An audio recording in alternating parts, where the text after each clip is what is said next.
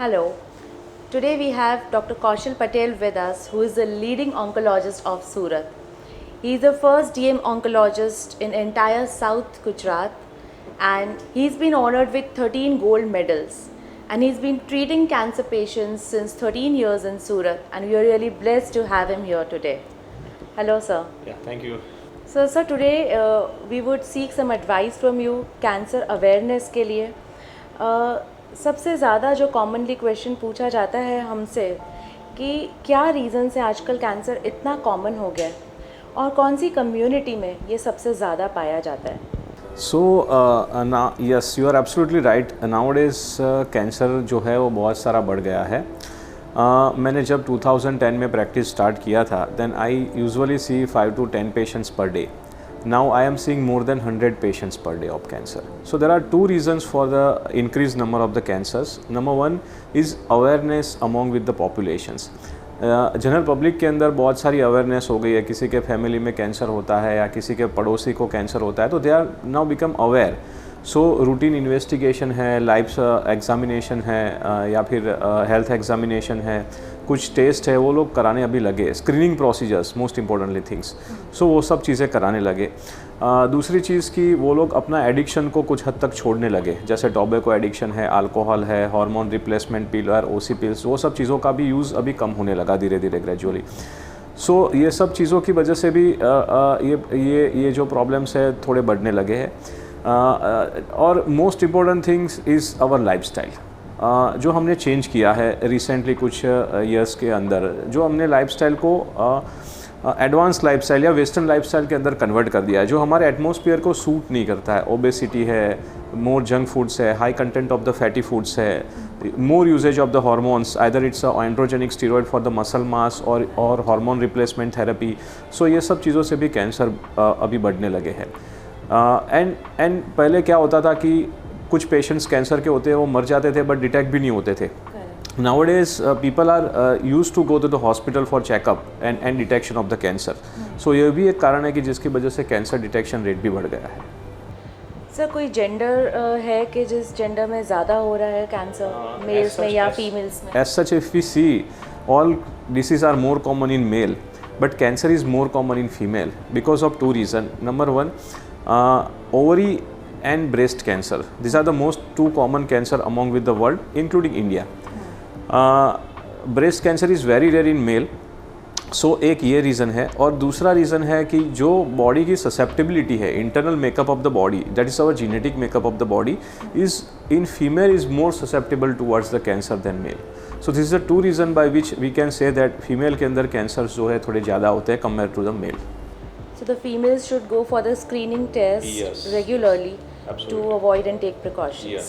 Sir, obesity या weight gain जिनका हो जाता है या वेट ज़्यादा है, तो क्या वो ज़्यादा रिस्क पे हैं कैंसर के, या कैंसर के ट्रीटमेंट्स के दौरान वेट लॉस करने से ट्रीटमेंट्स बेनिफिशियल हो जाती हैं? Yes. So obesity is one of the risk factor for some cancers, like breast cancer, ovarian cancer, uterine cancer, prostate cancer, colon cancer.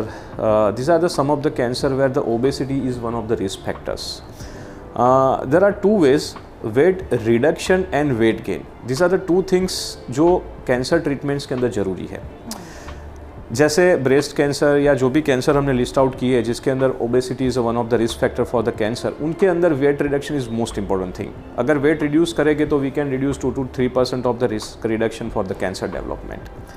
कुछ डिसीज़ ऐसे होते हैं जिसके अंदर वेट गेन करना भी बहुत ज़रूरी रहता है, जैसे हेड एंड नेक कैंसर. उसके अंदर पेशेंट्स खा नहीं पाते प्रॉपरली, सो कुछ फूड डाइट मॉडिफिकेशन उस तरह से करना पड़ता है कि जिसके अंदर they can weight the gain. If they will gain the vein, तो उसकी वजह से उनका जो ट्रीटमेंट्स है वो इफेक्ट भी अच्छे से करेगा.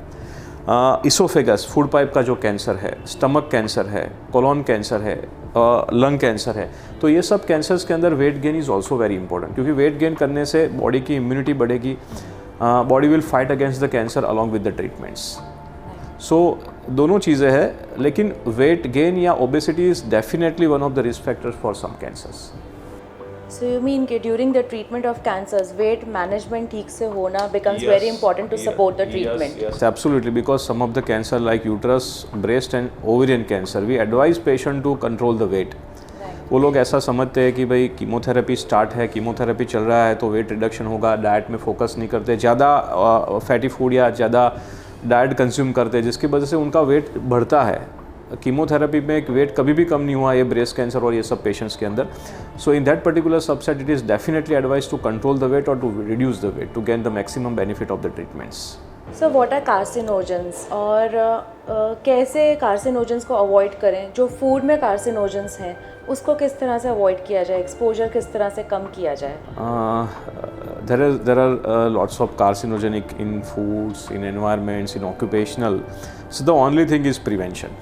We can prevent them to expose our body. वो एक ही चीज़ है जिसकी वजह से हम कार्सिनोजेंस को प्रिवेंट कर सकते हैं. जो हमारे फूड्स है, जो एलिमेंट्स है, उसके अंदर जो भी चीज़ें हैं उसको हम ओमिट करें. That is the most important thing. Second options would be clean it properly, जो हमें करना चाहिए. जितना हमारे हाथ में उतना हम कर सकते हैं. We can not prevent the 100%. अभी ऑर्गेनिक की बात चल रही है कि भी जिसके अंदर केमिकल के यूज़ कम होते हैं, but I don't think so such type of thing will be available in the market easily until otherwise आप अपने घर पे उसको बनाओ तो. So organic, when you get purely organic, it's definitely helpful to us to prevent the carcinogenic substance. But 100% carcinogenic exposure to the body हम prevent 100% नहीं कर सकते. कुछ हद तक तो expose हो ही जाता है. बट जहाँ तक पॉसिबल है हम प्रोसेस फूड या आउटसाइड फूड को कम करके वो कार्सिनोजेंस को हम. So this is not only for cancer but this goes to any lifestyle disorder जहाँ पर हमें जो भी जंक फूड है या रिफाइंड फूड है उसको कम से कम इनटेक करना है to increase the value of our health. Are there any screening test जो रेगुलर लोगों को करवाना चाहिए अपनी रूटीन लाइफ में जिससे कि कुछ प्रिकॉशनरी मेजर्स ले सके या जिससे पता चल सके कि उन्हें कैंसर हो सकता है या हुआ है या उनकी फैमिली में किसी को हो सकता है? Yes. Screening procedure is very, very, very important for cancer preventions. We generally advise when we do the awareness program, हम generally advise यही चीज़ पे फोकस करते हैं कि स्क्रीनिंग, क्योंकि यही चीज़ पेशेंट या जनरल पॉपुलेशंस के हाथ में है. बाकी सब तो डॉक्टर जो भी है ट्रीटमेंट्स करते ही है. There are lots of screening procedures, particularly for the breast cancer, cervical cancer, prostate cancer, lung cancer. So ये सब प्रोसीजर है, सिंपल प्रोसीजर है. जैसे ब्रेस्ट कैंसर के अंदर we do the self breast examination, examination of the breast by our physicians and mammography once in a year after 45 years of the age. Cervicals में cervix cancers के अंदर pap smear examination and cervical examination. Prostate के अंदर sonography and PSA. These are the some simple tests. These are not high cost tests. So जिसकी वजह से definitely हम उसको प्री कैंसर कंडीशंस के अंदर पकड़ सकते हैं और ट्रीट कर सकते हैं जब तक वो कैंसर में कन्वर्ट हो. तो उससे एडवांटेज ये होता है कि less treatments required, less risky treatments is there, and side effects of the treatments are also very, very less. So screening is must in western countries like USA, Europe. But हमारे Indian populations के अंदर cancer point of view या screening point of view इतना awareness नहीं है. Even in hospitals also some hospitals are doing life health checkup routinely every 6 monthly, every 12 monthly, but उसके अंदर भी all screening procedure are not available. And we are fortunate enough कि female के लिए जितने भी कैंसर है वो सब के लिए स्क्रीनिंग प्रोसीजर अवेलेबल है. तो आई एडवाइज आवर व्यूअर्स कि भाई आप स्क्रीनिंग प्रोसीजर पे थोड़ा फोकस कीजिए. आपको ज़्यादा नॉलेज चाहिए तो अपने फैमिली फिजिशियन को कंसल्ट कीजिए. They will guide how to do the screening and when to do the screening, but it is a must for all populations. Right. So you mean after the age of 40 or 45, males Yes. and females, Yes. both should go for sonographies, mammographies, and pap tests Yes. to rule out if they are going to suffer with cancers Absolutely, in future or not. absolutely, yes. So ये चीज़ ज़रूरी है. So how serious or deadly cancer can be? Like all the cancers are deadly only, or chances है कि patient treat करके ठीक हो जाए and वो reoccur भी ना हो? Yes. So definitely cancer is big word and it's a very big disease compared to the other disease like diabetes, blood pressure, heart disease or any other disease. Cancer is definitely a big disease. There are two reasons why we can give this name. One, the treatments is very toxic and very costly. And at the end of the treatments there is no 100% guarantee कि ये चीज़ ठीक हो जाएगी. But yes, there are lots of cancer, particularly when it is in stage 1, stage 2 and stage 3, it's a definitely curable. 100% cure is there and chances of recurrence are very less. Stage 4, certain cancers like lymphoma, leukemia, gastrointestinoplastic disease, breast cancer, they are also curable. And some cancer where the cure is not possible in stage 4, तो उस cancer के अंदर we have treatments like immune therapy, target therapy, chemotherapy, which can control disease in a that way कि patients can survive good and long. काफ़ी समय पे patients 15 साल 20 साल तक quality of life के साथ जी सकते हैं. So nowadays with availability of the good options of the treatments, cancer patients को भी हम लंबे समय तक जिंदा रख सकते हैं. So no doubt cancer is very big word. काफ़ी सारे लोग कैंसर नाम सुनते डर जाते हैं, but we have hope and we have treatments for the future. Sir stem cells therapy भी बहुत आउटसाइड इंडिया बहुत फेमस है. क्या इंडिया में भी ये ट्रीटमेंट होते हैं and how effective is it? We are doing in Surat also stem cell treatment, stem cell transplant actually.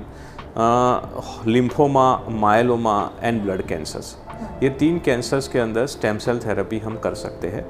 Eight present it is a little bit costly treatments, approximately 10 lakh जितना खर्च आता है, but success rate is quite good. Approximately 90%, more than 90% success rate उसका होता है. So we can go ahead with the stem cell treatments when it is necessary and it is very successful and at par with the international standard in our Indian country also. जब भी sir cancer detect होता है patient को, तो patient mostly goes into the phase of depression. वो बहुत ही stressed हो जाते हैं. सो how do you advise your patients to stay positive in this condition, because positivity is something that works on all the treatments and all the diseases? So when जब मेरे पास कोई patient आता है first time, so I spend approximately 30 to 40 minutes with the patients and relatives. Because काफ़ी सारी चीज़ें ऐसी होती है कि जो उनको पता भी नहीं होती है. जैसे हमने डिस्कस किया कि कैंसर क्योर हो सकता है, इवन स्टेज 4 के अंदर भी पेशेंट लंबा जी सकता है. So hope is most important thing for the cancer patient as well as the relative. तो एक काउंसलिंग जो है वो हम करते हैं हमारी तरफ से every time when we meet the patients and relative during treatments. Sometimes in very rare it is necessary to involve the psychiatrician or counselors for such type of the patients, but it is very rare. Out of 100 1 patients requires counselors. Otherwise 99% patients के अंदर हम खुद patient के साथ कुछ समय बिता के काउंसिल कर लेते हैं. जितना पॉजिटिव एटीट्यूड रहता है पेशेंट का, उतना उसका रिस्पॉन्स और रिजल्ट अच्छा आता है ट्रीटमेंट्स का. So definitely the positive attitude and psychological mental health or mental health as a good being is very much important during the treatment part. And so what type of diet do you recommend to the patients when they are going through the treatments, या cancer cells के growth को restrict कर सकें, उसके लिए कुछ specific food intake के लिए? Yes, as such there is no any specific. As we discussed earlier, कुछ कैंसर के अंदर हमें weight reduction की ज़रूरत रहती है और कुछ के अंदर हमें weight gain की ज़रूरत रहती है. उस हिसाब से we advise the diet to the patient. But कुछ चीज़ें हैं कि जो हम पेशेंट को बोलते हैं कि ज़्यादा लो या कम लो, जैसे कि फ्रूट्स है, ड्राई फ्रूट्स है, वो सब चीज़ हम एडवाइस करते हैं कि आप ज़्यादा लो, because it containing the antioxidant and minerals. Sweet जो है उसको हम ऑमिट करने के लिए कहते हैं. There is some myth also कि भाई ग्लूकोज के हिसाब से कैंसर सेल्स बढ़ते हैं, but not like that. But treatments का इफेक्टिवनेस कम हो जाता है. That's why we ask to avoid the sugar. And apart from that जो अल्कोहल कंजप्शन है या फिर टोबैको कंजप्शन है, उसको डेफिनेटली 0 तक ऑमिट करना ज़रूरी है while patient is on treatment और पोस्ट ट्रीटमेंट्स. बाकी normal routine diet is quite good enough to give all supplement to the body which required during the cancer treatments. There are certain myths prevailing कि keto diet करवाना चाहिए cancer patients को, या plant based diet करवाना चाहिए cancer patients को, जिससे कि कैंसर सेल्स के ग्रोथ को रिस्ट्रिक्ट कर सकें. But this is not always possible in all the patients. There is no particular protocol, क्योंकि अगर पेशेंट इतने डिप्रेसिव फेज में से पास ऑन हो रहा है और अगर उसे कीटो डाइट एडवाइस किया जाए जिसमें ऐसा माना जाता है कि कार्बोहाइड्रेट्स कम्प्लीटली बंद करके सिर्फ high fat and high protein foods दिया जाए, but sometimes patient is not in the condition to consume such restrictive diet. उसका एक नेगेटिव इम्पैक्ट पड़ता है. पेशेंट कई बार बहुत डिप्रेस्ड हो जाता है. सो इट्स ऑलवेज बेटर कि एक बैलेंस डाइट प्रोग्राम किया जाए कैंसर पेशेंट्स के लिए, जो एंटीऑक्सीडेंट्स में रिच हो, because antioxidants work on the oxidative stress while the treatment is going on, और सारा जो मिनरल्स, विटामिन्स, बॉडी के लिए जो एसेंशियल न्यूट्रिएंट्स हैं वो बैलेंस्ड मील थ्रू पेशेंट को दिया जाए. Some of the patients may require to lose weight while some of the cancer patients may require to gain weight. So the diet should be planned in a manner where they are not deprived of any essential nutrients, rather उनके moods, उनके energy levels और उनका treatment और effective हो जाए. So here we shared a wonderful information by Dr. Kaushal Patel, and we are really blessed that he's been helping so many cancer patients here in Surat. Thanks a lot, sir, for coming here. Thank you. Thank you.